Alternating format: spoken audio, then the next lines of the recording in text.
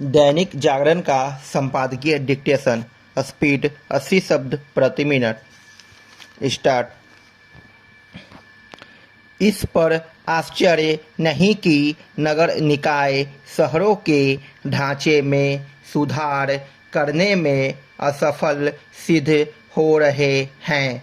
उनकी यह असफलता इसलिए चिंताजनक है कि जैसे जैसे शहरी आबादी की बेहतर जीवन शैली को लेकर उम्मीदें बढ़ रही है, वैसे वैसे नगर निकाय उन्हें पूरा करने में नाकाम हो रहे हैं।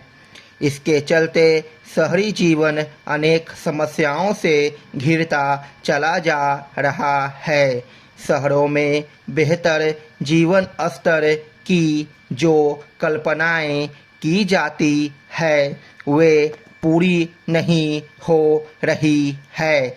हमारे शहर विस्तार तो ले रहे हैं, लेकिन उनमें सुविधाओं का स्तर सिमट रहा है। शहरी ढांचे में सुधार करने और आवश्यक मूलभूत सुविधाएं उपलब्ध कराने की बातें तो बहुत होती है, लेकिन उनके अनुरूप काम नहीं हो रहा है। चूँकि शहरी ढांचे को सुधारने की गति धीमी है और शहरों में आबादी तेजी से बढ़ती चली जा रही है, इसलिए शहरी जीवन और अधिक कष्टकारी होता जा रहा है। हमारे शहर केवल अव्यवस्थित विकास, गंदगी और ट्रैफिक जाम आदि से ही नहीं जूझ रहे हैं, बल्कि वे प्रदूषण से भी ग्रस्त हैं। जब भी विश्व के प्रदूषित शहरों की गणना होती है तो उनमें भारत के शहर प्रमुखता से नजर आते हैं। हमारे नीति नियंता अनियोजित विकास से होने वाली समस्याओं की गंभीरता को समझने के लिए तैयार नहीं। यह स्थिति तब है जब वे दुनिया के दूसरे शहरों से शहरी ढांचे को सुधारने की सीख भी लेते रहते हैं। शहरों की दुर्दशा का कारण केवल अनियोजित विकास ही नहीं है, इसके साथ साथ दूरदर्शी और टिकाऊ योजनाओं का अभाव भी है।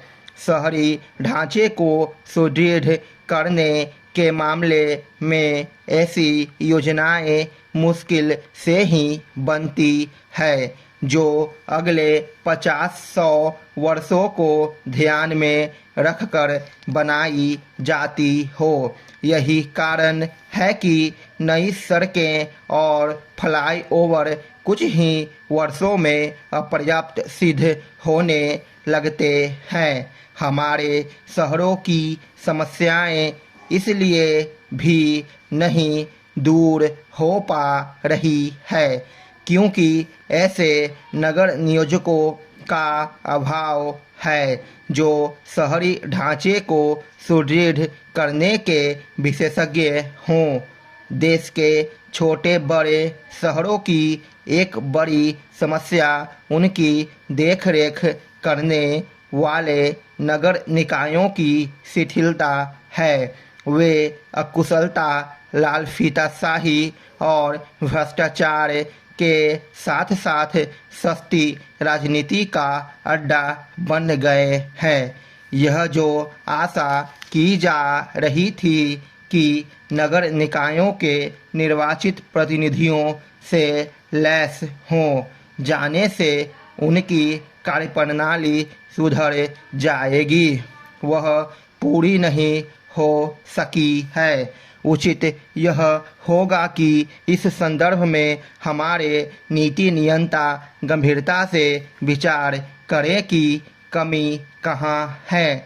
शहरों के आधारभूत ढांचे को सुदृढ़ करने के लिए जितने धन की आवश्यकता होती है उतना नगर निकाय कठिनाई से ही जुटा पाते हैं। ऐसे नगर निकायों की गिनती करना कठिन है जो आर्थिक रूप से आत्मनिर्भर हों। स्थिति यह है कि कई नगर निकाय तो अपने कर्मचारियों को वेतन देने लायक संसाधन भी नहीं जुटा पाते। समय आ गया है कि इन सब कारणों पर नए सिरे से नीरछीर ढंग से विचार